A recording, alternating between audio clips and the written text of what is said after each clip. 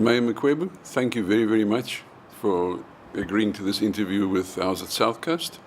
You've been mayor now for 2 years, just over 2 years. Yes, thank you, Johan. Yes, I've been a mayor for 2 years now. I'm still left with 2 years, 2.5, 2015, 2016. Before we go into some other detail of your job at the moment, just tell us briefly your background. Where did you come from? What did you do? Okay, I was born in Howick, in Maritzburg. Then I studied there. When I finished my matric, then I went for teacher training in Vryheid. After that, I came and taught in Maritzburg in several schools. That is when I met my husband, Mr. Mqwebu. By the name, my maiden name is Kunene. I'm a Swati. So from there, we came down to Durban, where I continued teaching, and my husband was doing his own work until he decided that he's got a business this side, which he has just found, and he asked me to resign and come and start and be there in that shop. So I was working in the shop for a few years, but before we even finished a year, he died, and I was left. Whilst my kids were in Durban, I had to fetch my kids and to stay with them here. But some of the kids, they were in high school, so I couldn't take them back to Shepi. So whilst I was a business lady, I met a lot of people who needed work. I also helped the old people to go and look for their grants. At that time, it was only Izingolweni where you could go and apply for your grant. I used to take them with my van, drive them there, help them and come back. Then there was a time when violence started in Virginia and all that area in Lamont. That is when I could say I started really working with people, trying to neutralize them, because there were people, I will hear some guns shooting one another, and I knew even at night they will come and knock. At that time, I was staying at the back of the shop because I was trying to protect. This was in the 90s, roughly, I presume. Yes, in the 90s. I think it was 98, 99. I was trying to protect my shop. Then I thought it was best for me to sleep there. People will come and knock. I'll call police, call everybody. But after that, there was also, I was elected as the Peace Committee chairperson, so that we have to make peace within the community. Yes, I did that in Virginia until I went to Masinenge, where most of the people were staying from my area there. I used to call them and say, please come back now. It's a bit quiet. Then they will say, when you stay alone, you close your shop and you lock yourself in the shop, and these people come and burn our houses. But in the end, they came back, we sat down. There was also another story of Kwamadlala, which I'm going to cut it short, where the Kwamadlala people were fighting over the chiefmanship. Nkosi Madlala knows me very well because I was working with them and the other group, where I asked them to sit down and talk, and said, you can't win without sitting at table and talk what you want. I think that is the best way of doing things, not of killing one another. Well, after that, it was quiet also at Kwamadlala. One day I was just driving also one of the old people to Zingolweni. Then I was phoned by the office of the ANC to say, the people of your area want you to be a councillor. That was 2000. Then I said, me, I'm a business somebody. And if you are a business somebody, you can't choose parties there. Then they said, no. They said they want you to come and be a councillor. I had to go there. I filled in some forms. But in my heart, I had that at the back of my mind that if I continue doing this, then what happens to other parties? I went to another nduna who was the nduna of the area. I told him that this is what is happening. But the nduna backed me and said, stand. Stand with the party which you think is... I said, yes, I've got my party, but because I was working here, I couldn't do all that. But my party is this one. Then the nduna said, we're joining you then. Then that's how I became a councillor in 2000. Then, yes, I was a ward councillor for my ward, my area. Then in 2007, my term finished. Then ANC gave me another position. I became an ESCO member of Hibiscus Coast, 2010. Then I was taken down to the district where I became a deputy mayor. Then 2011, I came back. I became the mayor of Hibiscus Coast. And now you're a proper politician. Yes, I'm a proper politician now. I don't hide. Everybody knows who I am. And you know how I saw it? I got the impression the other day that you are very passionate about certain things. When you spoke about Masanenge, you know, the new housing project, tell us about it. The Masanenge issue, from the time when people were staying there in tents, there were tents which they were sleeping in there. I used to go there and give them food there and talk to them. But also, after the violence died down, then they started putting these mkukus, these jondolos, which they were doing. But I said, this is not the way people must live.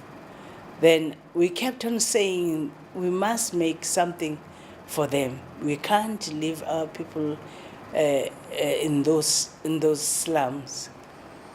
Ravi was still here when we were talking about that, and we didn't know what to do. But until Ravi was there as the MEC of human settlement, then we sat down with him. I said, the government, national government, is saying we must make sure that we get rid of all the human settlement. They want people to have their own houses.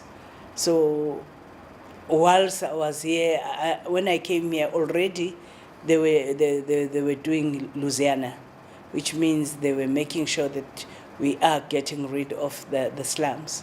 So mine was now to concentrate on this Masanenge. Then we talked with Ravi. I said, I don't know what is the problem. Why is Masanenge being neglected? But because Ravi also had a passion of that, so I sat down with him. He said, I will come to your municipality and we must sit down. We sat here about 6 hours talking about the housing. But Masanenge was the first priority, which we said we have to help those people. That is why on last week, we went there to introduce the contractor, because I said, I can't go there and do the sword turning, not knowing when is the contractor going to start. But now, because I knew the contractor was on site, we went there together. Ravi said, I want to be part of that, because I also had passion on that one. So we went together. When I was there, whilst talking to these people, I could see some of the people who left the area during violence, and they were still there. That made me very proud that at least we are doing something for our people who left their houses, whose houses were burned at some stage, but they chose to stay at KwaZulu-Natal. Now we are going to build houses for them, and they are going to be happy. Did I understand correctly that if things go according to plan and the time scale is adhered to, that Masanenge will be gone with new houses by 2016? Is that correct? Yes, you are quite correct, because that's how we are taking it as a human settlement and also the local municipality, because they said no person must start again building there. Anybody who starts now building the Mjondolo, they will be arrested. So we don't want any informal settlement. We are getting rid of them. Madam Mayor, how many children do you have? I've got 3 children. I've got 2 girls and one boy. My eldest daughter, she's working for Standard Bank, and my second daughter, she chose to cook. She's a chef, and my last son is a traffic officer. But I have now young ones, the grandson and the granddaughter, whom I stay with. But sometimes they go to their mothers and their fathers. But I stay with my grandchildren. You know where we saw the mother instinct was this afternoon when you went to that hotel, that derelict hotel where the people are staying. Tell us about that. You had the power, the electricity switched on. Yes, the way I went there, they told me that there are people staying there. Then one day I said, take me to that place. I carried about a few boxes of blankets. Then I went there. When I came there, it was so. To see some mothers carrying these children, and it was cold that day. Then I said to them, I've come to give you blankets. The children came to me, I hugged them, they were happy, and I started giving them blankets. And the mothers also, they were happy. Because I saw that they are also accepting me. They can see that I'm coming here with that heart of saying, whether you are white and black, you are a person, you are a human being. So that is what I know. That is my motto or my mission, that I have to help whether they are green or what. So after giving them some blankets, then I said to them, any questions you want to ask from me or anything you want to say? Oh, firstly, I did ask them, are you getting grants since you are staying there? Some said yes, some said no. Then I said, I will send SASA, who's responsible for application for grants. If you have your IDs, they will help you. I did that. Then in our conversation, then they told me that they don't have electricity. Oh, then I said, how much do you owe? They said plus minus 8,000 and some odd. Then I came back. I said, municipal manager, I know that we are not supposed to take money from municipality, but we must make means of looking for a donation, people who can donate so that we can go and pay for electricity. We looked for about two people, whom I can't say who is who because I work with people who donate. Then they said, go and pay for them. We went to, because they gave me the account, took it and paid for electricity.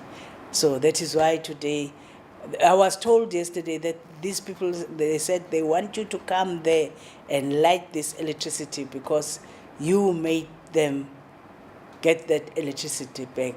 So that is why I was there today. Okay, but now is the ideal opportunity to ask the other Madam Mayor, Mayor Mqwebu. She's responsible for water. Yes. To make sure that, or to try and do something for them as far as the water is concerned. Yes. I'm going to do that. I know she's like me. She's a mother. Sometimes when we discuss deeply as mothers. We talk about our municipalities, we talk about everything. If she has a problem, I have a problem, we sit down and we discuss. So I'm going to make sure that I phone her even later, maybe make an appointment that, can we meet my sister? Then when she comes, I will then say the problem and say, can we drive to the area? I know if we can drive together to the area, I know she's a woman who will understand. Something else, am I right, the HCM is a medium to large municipality? Yes. Yes. And that we are called high-profile municipality. high profile. Yes. But also the HCM has also fared very, very well in some judgment or some, what do you call it, rating. Yes. When I was just reading my website on my MPEC, I saw Hibiscus Coast, 87%. Hey, then I was happy. Then I started reading it nicely. Oh, we are at the top. All the municipalities, about 20 or how many? 20 or 30 municipalities. I said, how? Why? Then I read it that we have, because we have done our IDP correctly, SDBIP correctly, the draft budget, it was given in time, because if they say give this, you must submit this on the 31st. So I always say to my officials, I want to sign it on the 26th. So it must come on the 26th so that I sign it, and 27th they must run to Maritzburg to deliver it. So most of those timelines which we were supposed to follow, I did it with them. But Madam Mayor, now there's something else. There's also an opportunity for the people of the Hibiscus Coast to vote for their mayor. Yes, that is. They phoned me at Cocta. They said, there's this chance. Don't you want to enter? Then I said, yes, I can. Because last year there were only 2 males who were given this award. So I said, no, let me take my chances. Yes, I want to enter and become one of the best mayor in the KZN. Okay, now the details about the competition we will mention in the written part before this interview. Yes. But now I want to do to you what they do to the idols, the people who take part in idols. Why should the public out there vote for you? I think the public must vote for me if most of them, they know what type of a person I am. I love work and I love action. I just don't give promises. If I can't do a thing, I will tell you I can't do it. But I love action. When I started here, I told the officials that if you are doing your job, then you are my friend. But if you are not doing your job, you are my enemy, and it ends there. Even this municipal manager who's here, I sat down with him. I told him that this is what I want. This is what I don't like. Then he said to me, it seemed, ma'am, all what you like, I like. And all what you don't like, I don't like. So he's whipping his officials, because most of the officials, they were used in relaxing. But now it's difficult, because when I talk plain, whether we are in a meeting. If I don't like a thing, I'll tell the HOD that, why are you not doing this? Because whilst you are not doing that, the person who will be there in the media, it will be mayor, not you. So they know, make noise, but also when they've done good, I will congratulate them and say, yeah, that is what I want. Now, just to round off this interview, I'm going to spring another surprise on you. Yes. Obviously, you're a Zulu speaker. Yes. You speak English very well. Oh, any other language? Yes. Wat van so 'n bietjie Afrikaans as 'n boodskap aan die mense wat kyk? Ja, ek probeer om Afrikaans te praat, but because I don't speak Afrikaans all the time, then I forgot. I used to teach Afrikaans, by the way, when I was still a teacher. But that is why if I see you, ek probeer om Afrikaans te praat, so that ek kan nie vergeet nie. Sê vir die mense net een sinnetjie, hoekom moet hulle vir u stem? Sê why must they vote for you in Afrikaans? Hulle moet vote for me, because ek is die beste. Against the best vrouwens or mayor, they can't that do. I'll be proud for them and I will promise to do more for them. Thank you very much. You've done very well. Thank you, Madam Mayor. Thank you for your time. Thank you. Last but not least, Madam Mayor, in Zulu, same message in Zulu. Okay, ngizocela ukuthi abantu bangivotele njengo best mayor kulama awards aka-COGTA because ngizama ngazo zonke indlela ukuthi ngisize abantu. Ngiyazi ukuthi asikakafiki la kufanele khona kodwa ngiyazama ukuthi sihambise izinsiza kusebenza kubantu ukuze nabo bajabule. Ngizimisele futhi ukuthi kulesikhathi sami ngikhona la kumasipala ngumeya ngenze sure ukuthi ngiyabasiza abantu abakhona abaxakekile. Uma onenkinga ngikhona. Siyabonga, Madam Mayor. Siyabonga kakhulu Johan. Thank you.